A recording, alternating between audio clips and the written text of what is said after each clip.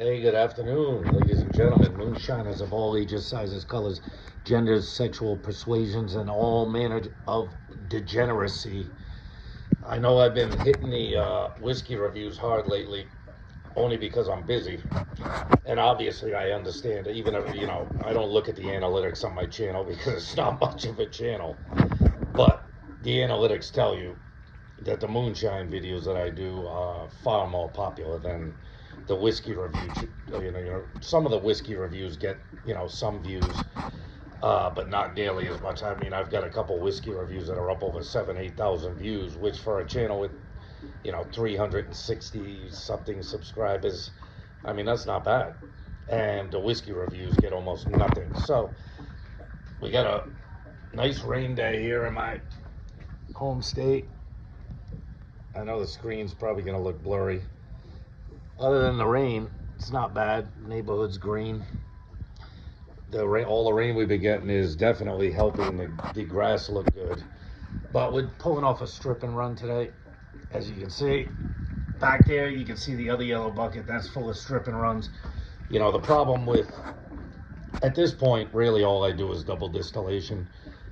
It cleans it up nice. All my favorite scotches, well, all major distilleries do double distillation. They'll strip off the alcohol and then do a double distillation run to clean it up, a nice slow pass for the second run. This is probably running a little slower than I probably would like on a strip and run, but I'm going to pull off a jar shortly. I'm filling up the bucket. It's starting to accumulate. Off of every strip and run, I always slow it down and pull off a jar just to get a handle on what that mash tastes like. Make sure I'm doing all the things I want to do. If you watch this channel, I do high malted barley and malted wheat mashes. My corn bill is only maybe tops nowadays 60%. Usually it's 50% corn, maybe 30% barley, and 20% wheat, something like that. Sometimes I bump up the corn depending on how much malted grains I have left over. In fact, I've got to go to the local brew store and get me some more barley. I might have a little bit left, but not enough to start my next mash. So I'm thinking if it rains tomorrow, I will head over there and grind up some malted barley. Go get a 50-pound bag of it. But, this video really has no point other than to say I know I've been away from the moonshine videos a while, only because I'm busy. You got to make a living in this world, you know what I mean? I don't make a penny off this channel. I don't make a penny off of running my own moonshine. Usually I just stick it in a barrel and wait years to find out what happens. Making whiskey in barrels is a marathon, not a sprint. Nothing happens fast. I've got going on a 4.5-year-old barrel. It's still not ready. I'm going to leave it in there another 6 months, maybe another 6 months after that. Maybe I'll leave it in there for 2 or 3 more years till it tastes the way I want it to taste. And, of course, this is a passion. I think I've talked about it before in videos, doing this kind of stuff. There's no profit in it, you know what I mean? You can just go down to your local liquor store and get a perfectly good bottle of alcohol, whether it's vodka, whether it's whiskey, whether it's gin, whether it's tequila, whatever whatever you want. You can get peanut butter flavored shit at this point. You know what I mean? I got friends who fucking love Dr. McGillicuddy and what's the other one that's made out of cinnamon fireball? I mean, that shit I wouldn't drink if you held a gun to my head. I'd be like, just blow my brains out. I'm not drinking that fucking trash. But, when you do something like this, you do it because you're passionate about it, because it's a hobby that grabs a hold of you and doesn't let you go. Whether I like to play golf as well. I play musical instruments. I love to write songs. Those are all things in my life that grabbed a hold of me and wouldn't let me go. And, 20, 30, 35 years later, you're still doing them because you love doing it. And that's what this is all about. But unfortunately, life gets in the way. We all have to have jobs. I've still got one child underage that's got to be paid for. And, me and my girl like to go on vacation. You got to pay rent. You got to eat. There are things that, you want a new pair of sneakers. You got to have money for it. Nothing's free in this world. Well, except grief. Grief and bad attitudes and mean people seem to be free because I keep on getting them for free. But enough about that bullshit. So, but you know, obviously, I'm not running this very fast at the moment. We're still at about 70% alcohol, which is a $1.40. You know, the barrel's gonna stop filling. You know, in fact, in a little while, I'm gonna pull the lid on that barrel. That barrel's probably about 3/4 full. And I have to get enough stripping runs to fill the 26-gallon boiler at a reasonable proof. You always want to proof it down to 80 or so. Sometimes I'll go as high as 90. Because I got a nice stainless steel system. There's no leaks in this. It's a, you know, I don't know the technical terms, but it's a closed system. You know what I mean? There's not going to be any vapor coming out of any part of this system that's going to ignite. And if it does, then that's my stupid ass fault for not paying attention to whether something is sealed. But you'd be able to see it. You know what I mean? This isn't like running a copper still with, you know, oatmeal paste, you know, clogging up the pores. You know, that's got a fat gasket and clamps on it. There's, you know, everything on this system is gasketed. You know what I mean? All the way through, and then it comes down the Liebig condenser and goes into the Parrot and shoots out into a bucket.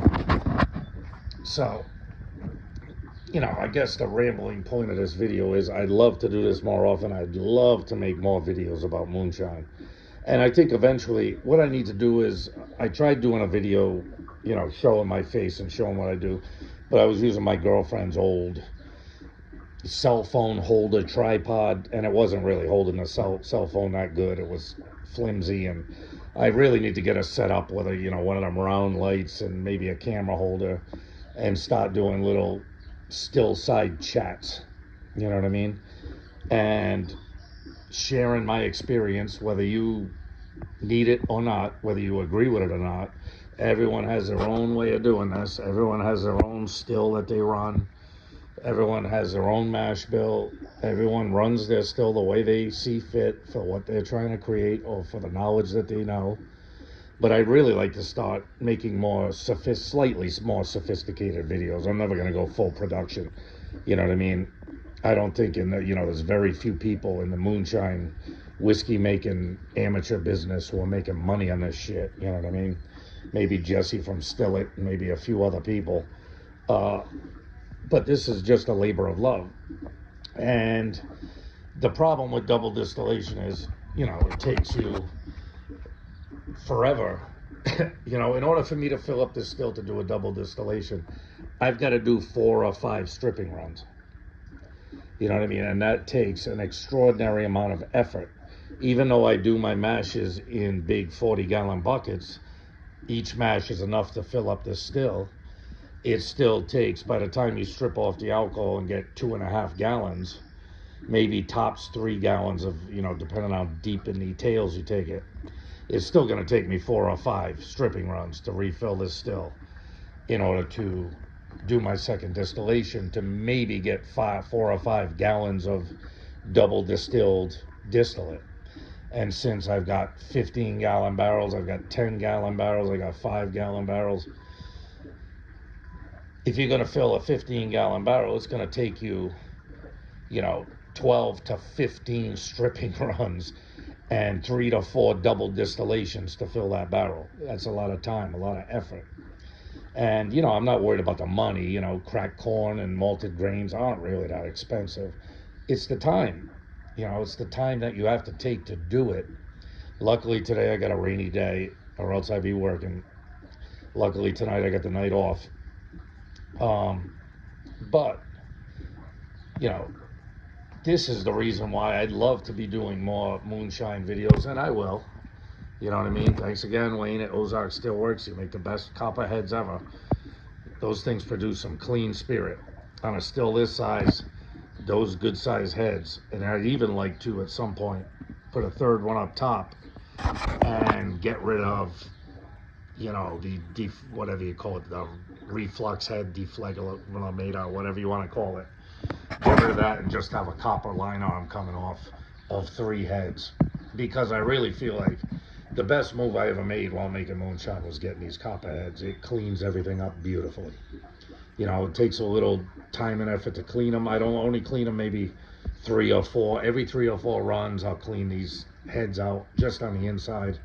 I don't bother cleaning them on the outside. You know, the outside doesn't help the distillate. It just makes it look pretty. And of course, I'm a big advocate of having a stainless steel boiler. Pardon my, my stuttering. Cleaning this thing up takes all of 10 minutes. I drain all it out, dump it down the drain once the mash is done, or once the distillation is done. Wipe out the inside with some Dawn, maybe scrub it out a tiny bit, run some hot water through it, wipe it out. It's done. It's not like a copper still. And of course, like I said, all the tri-clamp and clamp seals make everything so much easier. You know what I mean? So this will be what I recommend for a setup. Of course, other people do what they want. Some people swear by copper stills. I've run copper stills. I've run many copper stills, a 20-gallon, 25-gallon, whatever it was, a 10-gallon, even small ones that look like little alembic stills. This is best for me, you know. For a person who's trying to make what I make, which isn't, you know, I'm not trying to be professional or big production. I didn't want a small still. So a 26-gallon stainless still is about, they make a 50-gallon just from the same company with a sleeve around the outside of it. Well, what the hell am I going to put a 50-gallon still? I mean, a 50-gallon still would be twice as tall as this. You know what I mean? It'd be up to here where the head's going to go, through the ceiling. I'm running out of room as it is. I could maybe fit a third head with a line arm off of it. Maybe. It'd have to be a small line arm. And something with a temperature gauge. I'm a big fan of temperature gauges. Even though temperature doesn't tell you everything, it tells you a lot. And I can look at my temperature gauge and be like, okay, I'm in the ballpark. And then, of course, you look at the way the still is given off. Like I said, I'm running it slow now because in a minute when I shut this camera off, I'm going to put a jar under it and collect some. And then once that's done, I'll jack up the heat and strip off the rest. But I already threw out, I told you guys before, I've been doing heads cuts with every stripping run. I started off, I get the still running, get it up to heat, get it pumping off product, bring it down to a reasonable temperature, take off 1,000 mils and dump it down the drain. Because, as I mentioned before, when you're putting 4 or 5 stripping runs back in here, if you have to take the heads off of 4 or 5 stripping runs, you're talking about 4 hours worth of running the still before you even get to anything that resembles hearts. Well, I'd rather take 45 minutes to an hour with each stripping run, get it out of the way. I'll still have heads when I do the double distillation, but it will not take me 4 hours to get there. And that's the important thing.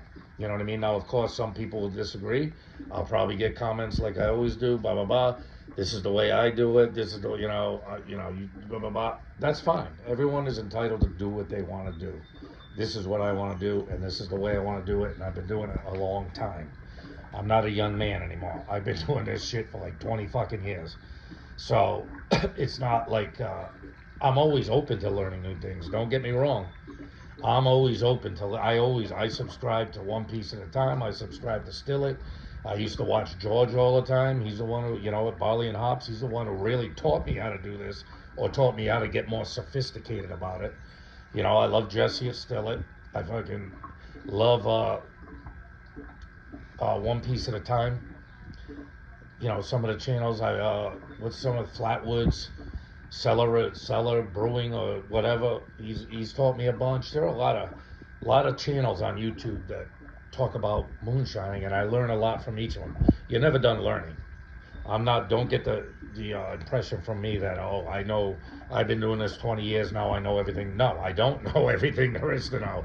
I'm constantly learning new things. Constantly, and you have to be constantly learning new things. Whether it's doing fruit mashes and brandies, whether it's doing single malts, whether it's doing, 50% corn, 50% malted grain mashes, which is my preference, my personal preference. And for no other reason than I'm a Scotch fan and an Irish fan, and I like malted grains. I like the taste of it. I like wheated bourbons. I like rye. You know what I mean? I'm not a huge bourbon fan, although I do like good bourbon. I'm more of a Scotch, Irish, weeded bourbon and rye whiskey type of guy. That's what I stick with. That's what I like, so that's what I drink. And I'm willing to try other stuff, and I'm willing to do other stuff. So I guess if I could sum this up, you know, you have to be open to different things. And of course, you've got to have time to do it. All this shit takes time, whether it's making mashes, whether it's running off stripping runs, whether it's doing doubling runs with your stripping runs, or whether it's throwing it into a barrel. Everything takes time and effort. You know what I mean? And if you love it, you'll do it. And I do love it. So with that being said, hey, welcome back to Moonshining. I kind of missed it, and I hope some of you guys did too. Take care of yourself. Hey, love yourself. Respect yourself. Always love and respect yourself. Never let anyone, whether it's a man, a woman, a child, a dog, never let anyone make you think you are less than what you are. Have some respect for yourself. Treat yourself with respect. Treat other people with respect. Love your family and friends. Treat them with respect. And respect the process of moonshine. Be good, people. See you soon enough.